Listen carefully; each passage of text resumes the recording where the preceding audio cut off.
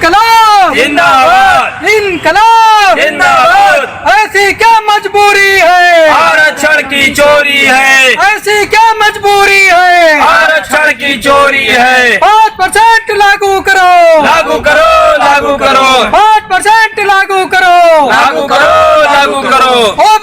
OBC वर्ग को न्याय दो, न्याय दो, न्याय दो।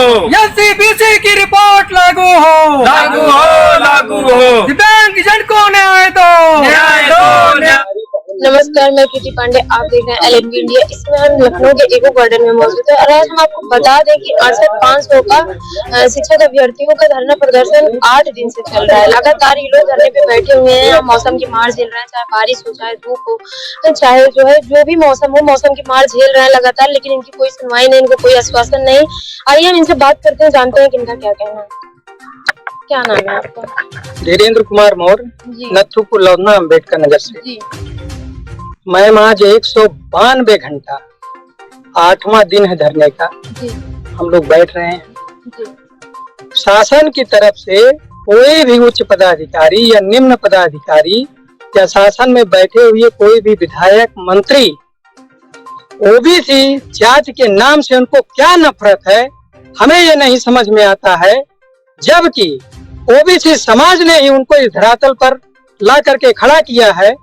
बावजूद इसके माननीय राष्ट्रीय पिछड़ा वर्ग आयोग, राज्य पिछड़ा वर्ग आयोग, माननीय न्याय सद्भावना एवं विधान परिषद की रिपोर्ट आने के बावजूद किसी भी बेसिक शिक्षा मंत्री हो, माननीय मुख्यमंत्री जी हो, उप मुख्यमंत्री जी हो, अभी तक उनके शासन में कोई भी ऐसा मंत्री पदाधिकारी नहीं बचा है जिनको हम लोगों ने अपनी बातें बताई ना।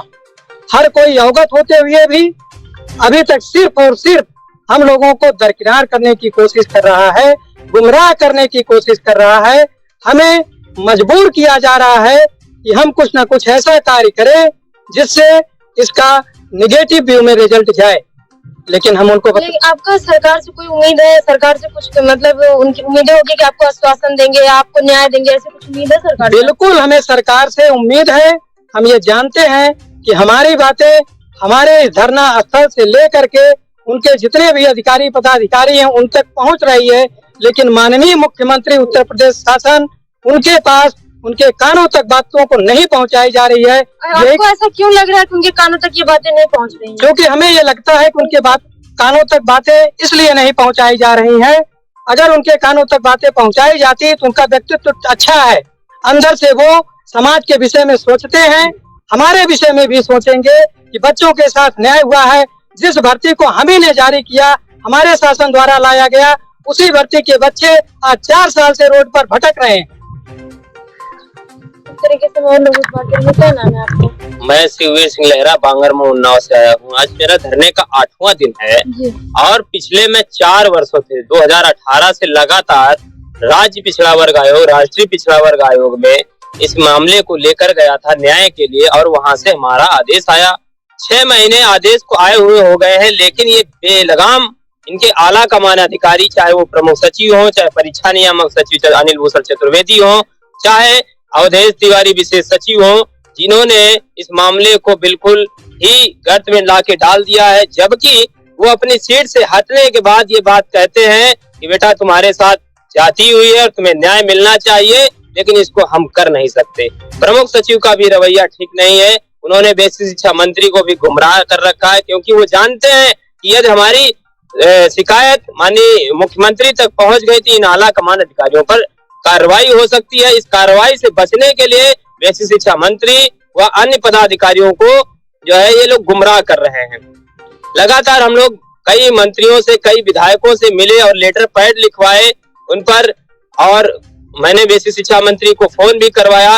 उन्होंने यही आश्वासन दिया लगातार कि आपका काम चल रहा है। इन अधिकारियों ने मंत्री जी को भी गुमराह कर दिया कि हम लोग इनका काम कर रहे हैं, लेकिन उन्होंने कोर्ट जाने के लिए एक पत्र जारी कर दिया धर्मेंद्र सचिव जी ने, और उस पत्र को मैंने जब बेसिक शिक्षा मंत्री को दिखाया तो उन्होंने अब आश्वासन दिया है कि हम इन अधिकारियों को टाइट करेंगे। आज सुबह माननीय उप मुख्यमंत्री केशव प्रसाद मौर्य जी से मुलाकात हुई। उनसे जब मैंने इस चीज को चर्चा की, बताया, उन्होंने आश्वासन दिया कि आला कमान अधिकारियों पर कार्रवाई होगी। आप आश्वस्त रहिए। अच्छा, कितनी सालों से आपको ऐसे आश्वासन मिलता है? मैडम, ये हमारा मामला 2018 का है।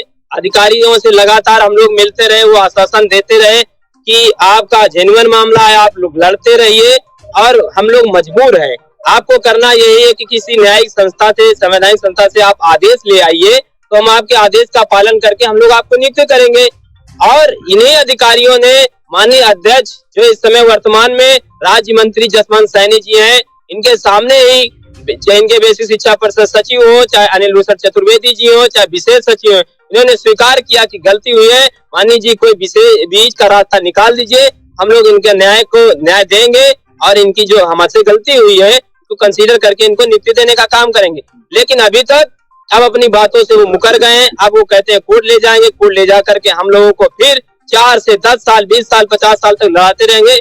कोर्ट के रवैया आप लोग सभी लोग जानते हैं कि क्या रहती है, कब तक डेट लगेगी, कब क्या होगा, मिलती है आखिर तारीख। अच्छा, ऐसे आश्वासन चलता रहा तो कितने लोगों की एज भी तो निकल जाएगी। एज निकल क्या जाएगी, हमारी ही निकल गई, सर के बाल निकले जा रहे हैं, आप एज की बात कर रही हैं। ये रवैया चलता रहा तो हम एक बड़े आंदोलन को अंजाम देंगे। 5 सितंबर को जो शिक्षक दिवस का दिन है और 1 तारीख से भूख हड़ताल पर भी बैठने का काम करेंगे अपने साथियों के साथ, और अपने साथियों से आग्रह करेंगे एकजुटता बनाए रखने में ही हमारी भलाई है और हम लोग इसी तरह लड़ेंगे। आपका क्या नाम है? ओमकार प्रसाद विश्वकर्मा, बाराबंकी से। हमारा मेटल उत्तर प्रदेश में कुल मिलाकर जितने जनपद, 75 जनपद में जितने मंत्री, विधायक, सांसद या अधिकारी, कर्मचारी बेसिक शिक्षा विभाग के, सबको यह मैटर पता है। और 4 साल से हम लोग कहीं विधानसभा, कहीं मुख्यमंत्री आवास, कहीं कहाँ घूम रहे हैं, भटक रहे हैं। पता है सबको कि गलत हुआ है, इनको न्याय मिलना चाहिए। जबकि माननीय आयोग, राष्ट्रीय पिछड़ा वर्ग आयोग, राज्य पिछड़ा वर्ग आयोग, विधान परिषद सद्भावना समिति की ओर से हमको न्याय मिला है, लेकिन जहां से न्याय मुख्य रूप से मिलना चाहिए, हमको न्याय न दे करके प्रताड़ित किया जाता है, आंदोलन जीवी कहा जाता है, पता नहीं कैसे कैसे शब्दों का प्रयोग किया जाता है, जिससे हमारा मनोबल टूट रहा है। हम यह उम्मीद करते हैं माननीय मुख्यमंत्री जी से कि हमारी बात आपके चैनल के माध्यम से पहुंचे और हम लोगों को न्याय देने का काम करें। तो देखिए, इन लोगों का 8वां दिन है आज धरना का। लगातार ये लोग धरने पे बैठे हुए हैं और मौसम की मार लगातार झेल रहे हैं। इनका कहना है कि इनकी उम्मीदें जो है वो माननीय मुख्यमंत्री जी से है, बाकी इनकी किसी से उम्मीदें नहीं है। तमाम मंत्री, तमाम विधायक से मिले, इनकी कोई सुनवाई नहीं हुई है। अगर आपको हमारा वीडियो पसंद है तो हमारे चैनल को लाइक करें, शेयर करें,